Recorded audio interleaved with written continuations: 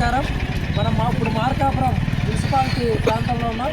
గత నెల క్రితము మున్సిపాలిటీ పరిధిలో ఇబ్బంది కలిగిస్తున్నాయని గోవుల్ని తీసుకొచ్చి మున్సిపాలిటీ ప్రాంగణంలో లోపల పెట్టారు. ఇప్పుడు ఆ యొక్క గోవులు ఏమైనా అని అడిగితే అధికారులు తాళాలు బాగా బట్టి దొంగలు తీసుకెళ్లారని చెప్తున్నారు. ఈ పరిస్థితి మార్కాపూర్లో గోవులకు రక్షణ లేకుండా పోయింది. ఈ యొక్క హిందువులు గోమాతగా వాటిని పూజిస్తూ కుంకుమ పసుమ రాసి అట్టికాయలు మామిడికాయలు పెట్టి మేపుతూ ఉంటే కొందరు తీసుకెళ్ళి వాటిని కోసుకొని తింటూ ఉన్నారు.